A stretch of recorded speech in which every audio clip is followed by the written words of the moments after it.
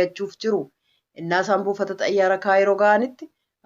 Yuunaayitid Isteets guyyaa bilisummaa ishee adoolessa 4 sanbata darbe yeroo kabajjetti namoonni hedduun konkolaataan lafa bashannana handaara galaanaa fi bakka bashannana adda addaa seenuuf dabaree qabatanii isaan kaan immoo xaaxessaa abiddaa galgala gaggeeffamu kan ayyaanichaa laaluuf Waashintan DC bakka Pireezidaant Tiraamp sodaa vaayirasichi fidee tuffachuun itti dubbatan akkasumas magaalaalee adda addaa keessatti walitti qabamaniiru.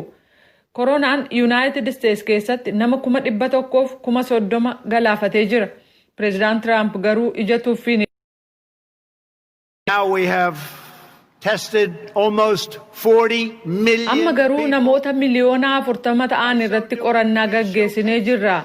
Kana gochuun keenya namoonni 100 keessaa harka 99 miidhaan kan isaan hin arganne ta'uu agarsiifnee jedhan. Tallaalii arguun garuu akkaan ariifachiisaa ta'us dubbataniiru.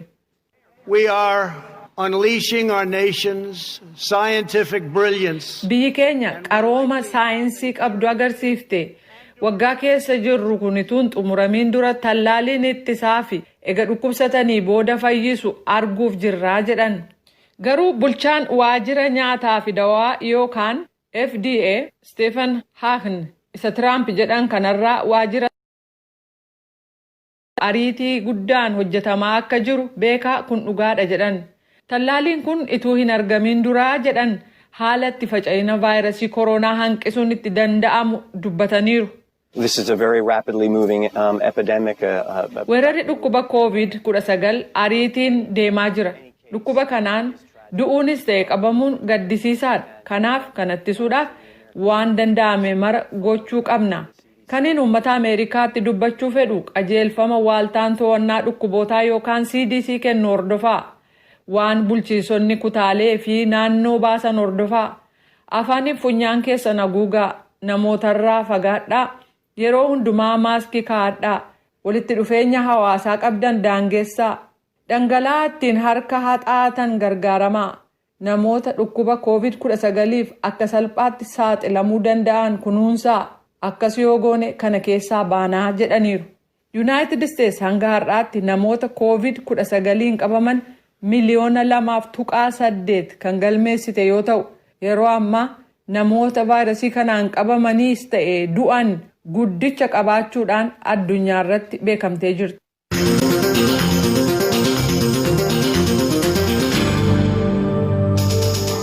Geejjibi xiyyaara keenya jedhuuf keessu deebi. Keenyaan koronaaf jetteetiin xiyyaarufis seenuu dhoortee kofiin lalabbaa dhoowwatte. Akka pireezidaantiin isii Uhuruu Keenyaataa jedhetti hojii geejjiba tana olum jalaan jalqabuu jiran. Qalma daawwitiitu nu erge. Pireezidaantiin Keeniyaa Uhuruu Keenyaattaa murtee to'annoo koronaa mootummaan isaanii baasee raawwachiisaa ture har'a fooyyessanii jiru. Kanaanis mootummaan isaanii adoolessa 1 bara 2020 kaasee balalii sarara xiyyaaraa kayyootaaf addaan citee ture kan idil addunyaa akka jalqabu murtee dabarsanii jiru. Kana malees pireezidaantii Keeniyaattaan balaliin xiyyaaraa akka biyya keessaa waxabajjii 15 kaasee akka jalqabu ajajan yoo ta'u qoqqobbii deemsaa kan Naayiroobii fi naannoo ishee kaan irra jirullee kaasaniiru.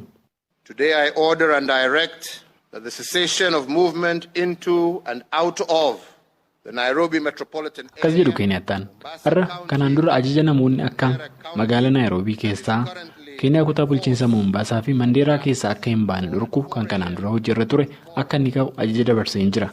Lammii ammoo labsiin namni sa'aatii 3 booda manaa akka hin baane dhoowwu guyyoota 30f ammas akka hojiirra oolaa turu murtaa'eera jechuun dubbatu. Number 2, I do order and direct that the nationwide curfew that is currently in force between the Ajaja mootummaan isaanii har'a dabarse kanarratti Keeniyaattaan manneetiin amantii akka banamanis eeyyamanii jiru. Kanaanis manneetiin amantii of eeggannoon al tokkotti namoota 100 duwwaaf hirmaannaa kadhataa akka eeyyaman kana keessattis daa'immanii fi jaarroleen akka hin hirmaanne murteessanii jiru.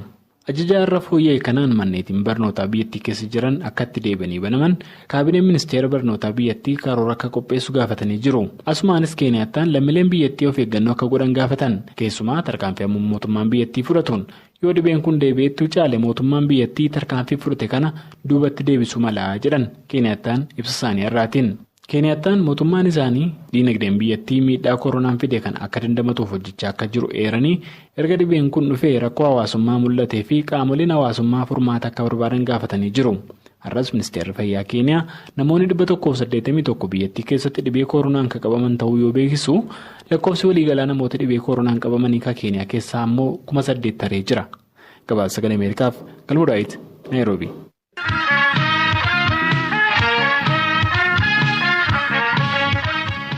Vii'oo Afaan Oromoo vii'oo 24 Naayil Saatiif meetira baandii irra caqasuu jirtanii sirbalii birraa kan hir'isanii kennee waan afiddachaan.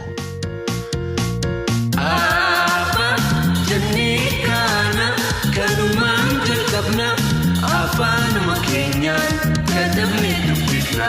Afaanuma keenyaan katabnee dubbifna. Abbaa jennee kana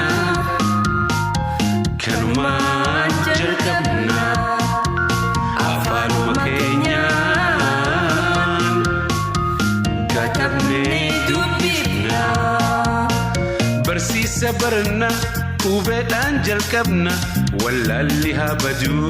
كتبنا دبفنا ولا اللي دكنا إجا قلبي دومسا برنوتا فيلنا إساجيرو إبسا آبا جني كانا كلمان جنكبنا آفانو مكينيان كتبنا دبفنا آفانو مكينيان كتبنا دبفنا آبا جني كانا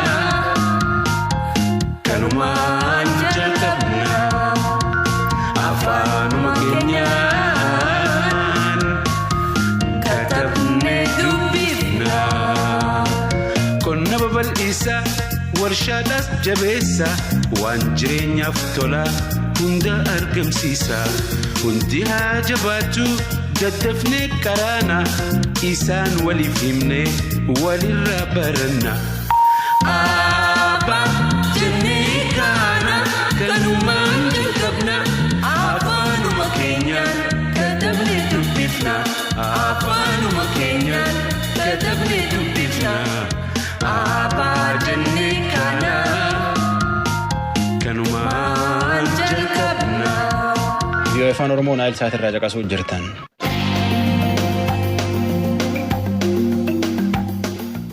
Oromiyaatti tajaajila ijjeechaa Hacaaluu Hundeessaatiif hiriira mormiitiin gargar citee ture ammaan tan deebi'uu jiraa jedhan. Taatullee intarneetiin ammallee cufa akka oduu arganneetti hidhaaleen hin dhaaban biyya keessa. Naakoor Malkaatti intarneetiin hin jirtu waan jira afaaniin namootti. Akkam oolte Naakoor mee Amboo fi magaalaalee kabiroo odeeffatte keessa haala irra jiru nu ibsi. Akkam jirta namoo magaalaa Ambootti guyyaa har'aa ganamarraa jalqabee qaamoleen nageenyaa lakkoofsi isaanii olaanaa ta'e magaalaa keessa oliif gadi deddeebi'uu irraan kan hafe tajaajilli geejjibaa, tajaajilli waajjira hojii mootummaa, tajaajilli baankii, tajaajilli buufata konkolaataa akkasumas suuqiiwwan hoteelotni banaatti akka jiran taajjabuu danda'een jira. Ganamarraa jalqabee namootni baay'inaan banaan turre booda sa'aatii 4-5 yeroo deemu namootni hedduun tajaajila bananii hojiirra akka jiran magaalaa keessa walii gaddeemee taajjabuu danda'een jira.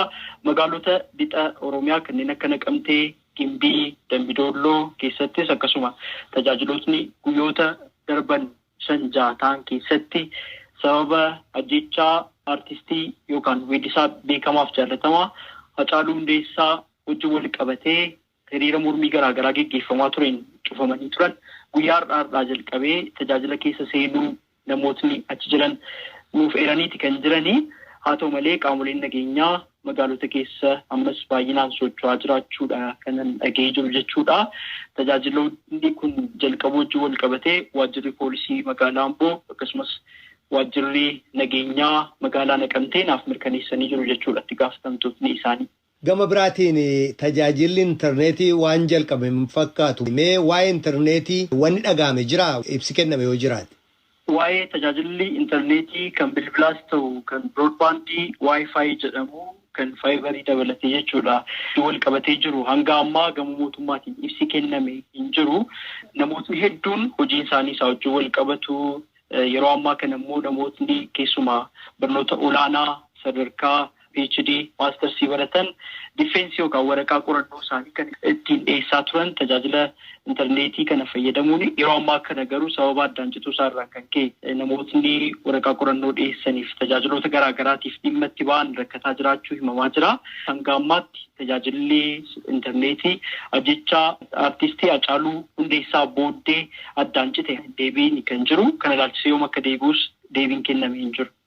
Naakoor gama biraan torban dabre waajjirri adda bilisummaa Oromoo ka Gullallee jiru miseensonni Shanee Gumii dhaabichaa obbo Mikaa'el Booraniif obbo Kennasaa Ayyaanaa akkasumas gorsaa olaanaan dhaabichaa Dr. Shuggut Galataa waaree booda mana isaaniitti qabaman ka jedhu waahilli keenya Tsahaay Daamxoo nuuf himtee jirti.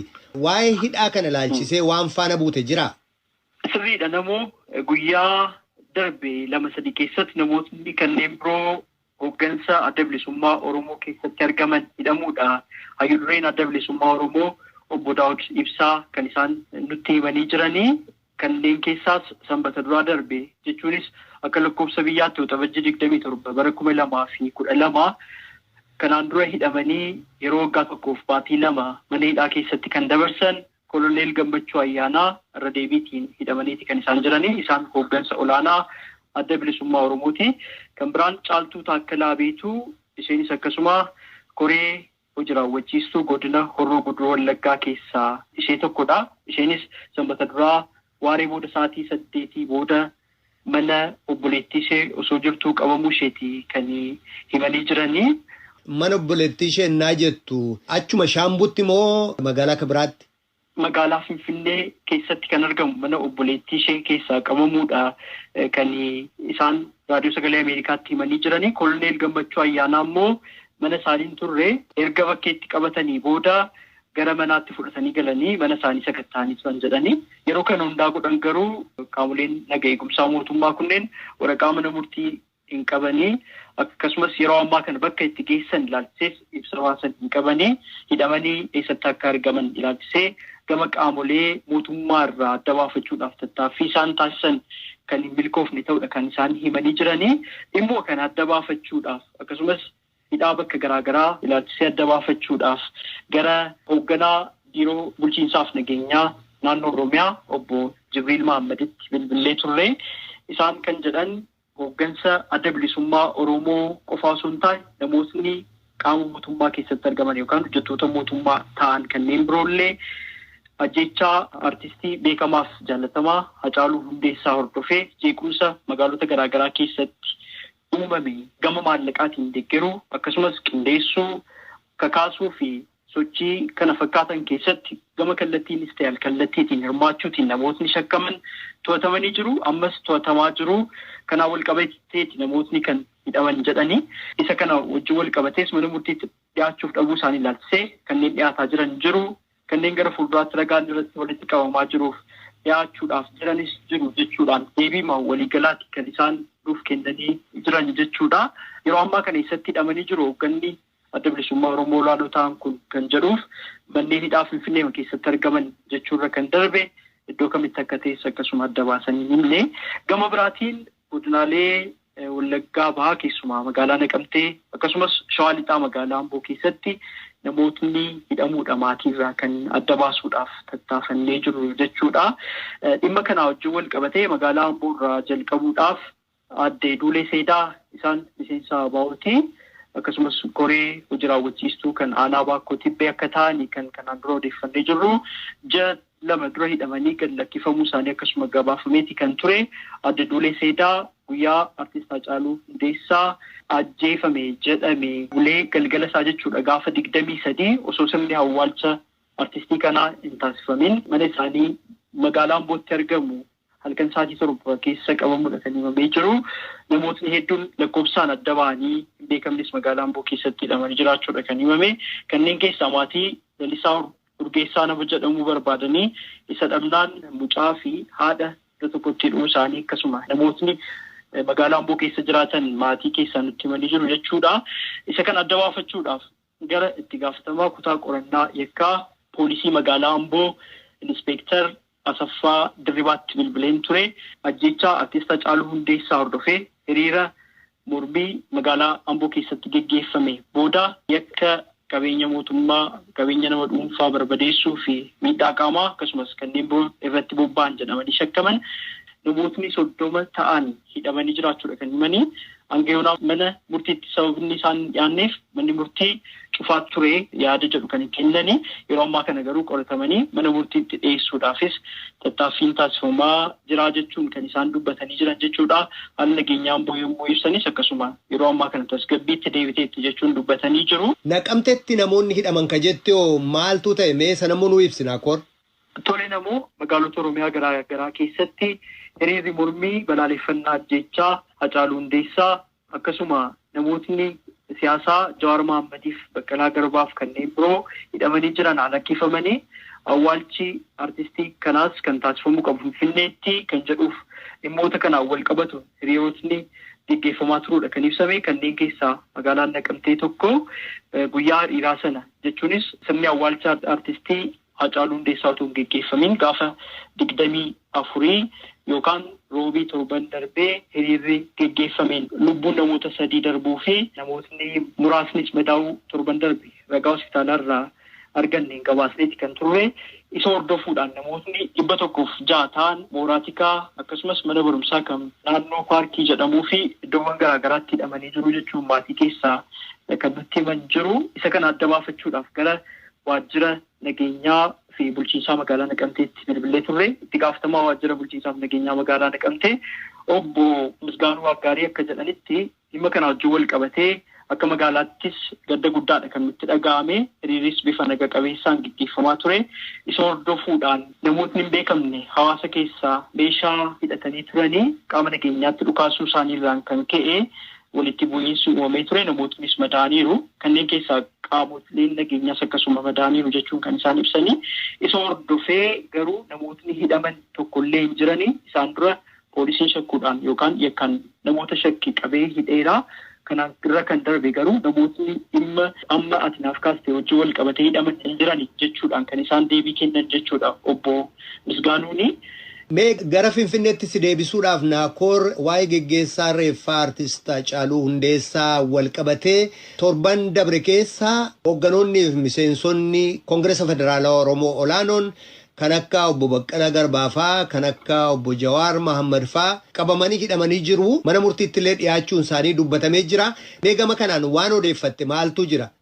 Dhimma kana wajjin wal qabatee odeeffannoo dabalataa argachuudhaaf yaaliin taasifne milkoofne. Haa ta'u malee miidiyaan yookaan sabaa himaaleen mootummaa biyya keessaa dhimmi obbo Jawaar Mahaammadiif obbo Baqqalaa Garbaa akkasumas namoota kanneen biroo hokkara ajjechaa artist Hacaaluu Hundeessaa booda uumame wal qabatee qabamanii beellamaan jiraachuu ifoomsamaati kan ture. Isa booda garuu akka waliigalaatti akka Oromiyaatti jechuudha ajjechaa bakka garaagaraatti taasifameen lubbuun namoota nagaa 156 darbee jira. Isaan keessaa 12 kan ta'an qaamolee nageenyaadhaa jedhanii jiru. Obbo Jibriil Mahammad hoogganaan biiroo bulchiinsaaf nageenyaa mootummaa naannoo Oromiyaa.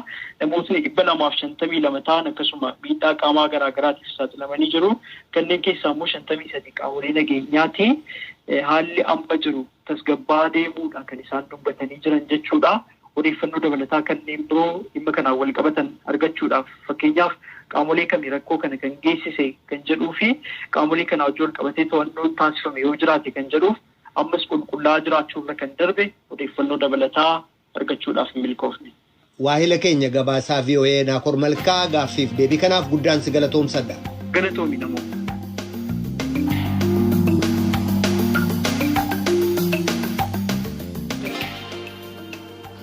Tarreetan uummata boriitii waldachaan naga jenne nagee sagantaa afaan Amaaraatti ta'an.